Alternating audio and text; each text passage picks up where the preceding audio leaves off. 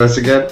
I was saying to Dan, is there anything like Screaming Frog they run on things, or do they do more of a visual inspection, or a combination of both? We run Screaming Frog. We looked at that thing that rhymes with link retox. Might not just rhyme. I don't know what you're talking about, Dan. Anyway, we tried that. We found that it was orders of magnitude worse than having a person inspect it. And so, our process for looking at links is manual check. So first thing we do is go out and crawl everything and see the ones that are actually visibly, obviously there. Then we can manually review those, and then we have to go, oh gosh, that link's gone now. No, it's going through a redirect. So we've got to, then we've got, a page that might have 16,000 links on it. Then we got to go, do a head check on every last one of those to see which one's redirect and where. But a lot of the stuff is just Leslie builds these, command line tools and stuff like that, and then eventually hides them behind some rudimentary web page interface for the rest of us to start the machine running. But sorry to cut you off, Dan. I was going to ask. I believe Google has a maximum number of redirects that they'll follow, right? Yeah, they'll follow at least one, though. And yeah, the thing is, when we've got it in, especially when we've got it in a link download from Webmaster Tools that's fresh, I know that damn link is there. Don't tell me that link just disappeared, right? I mean, spam doesn't change. It sits there. So when you start actually doing the crawling and stuff like that, we've actually got a growing list of domains that are used in spam link redirects all the time, right? So it's we're mapping out somebody's network as we go by hand, but for us the at scale doing it manually is. I don't know how we gain efficiency by using anything other than a set of eyes and a fast click on the mouse on the right classification, because we still have to classify them according to spam type if we're going to put them into disavow and reconsideration. But that's because we operate at scale, right? We're taking on more than one a day, I think, of new projects. Are you guys looking for duplicate content on site if it's because the CMS or scraping or things like that?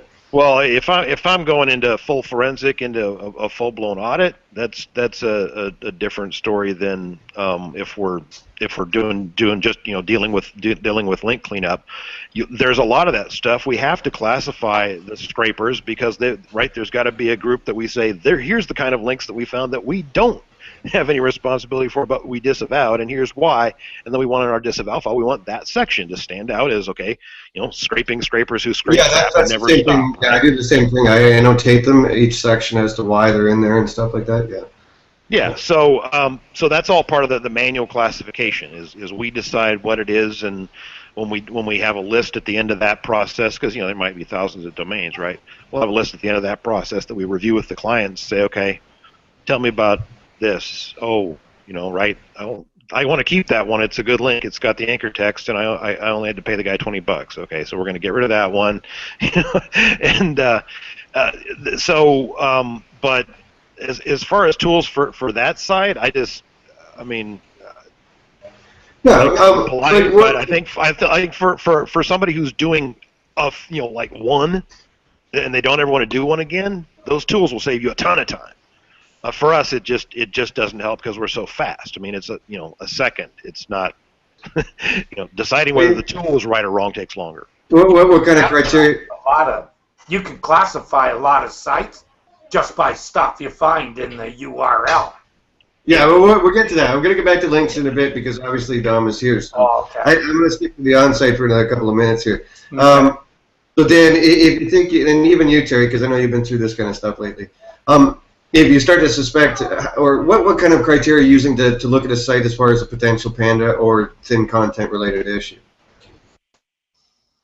Google Analytics is a good starting point to give you a clue about whether there's anything that lines up. Because I see sites that I say the content is crap, and I find 3 times the number of pages that should be there, and 2/3 are duplicates. And every time Panda hits, their traffic goes up. Because, well, I don't think that Panda's all that about that, but you know, I still gotta make recommendations based on thin content. One of the things that some crazy guy showed me was just using the reading level search and doing the site search. You know, adding that reading level stuff can be really informative in terms of what kind of content there is and how where Google's it is. perceiving it, I guess. Yeah. Yeah, and you can do, you know, in URL searches, so you can actually look at different sections of the site and stuff like that, and say, okay, you know, okay, everything under /blog, I want to, like, what, you know, this has got to be crap. So, you know, a lot of time you can tell, you know, just by doing that and looking at snippets. So. And Terry, you know, I mean, you've been chasing some pandas lately. What is it? A visual? I know a lot of it's visual for you, isn't it? Or, and I think scrapers is something. I go to the pages.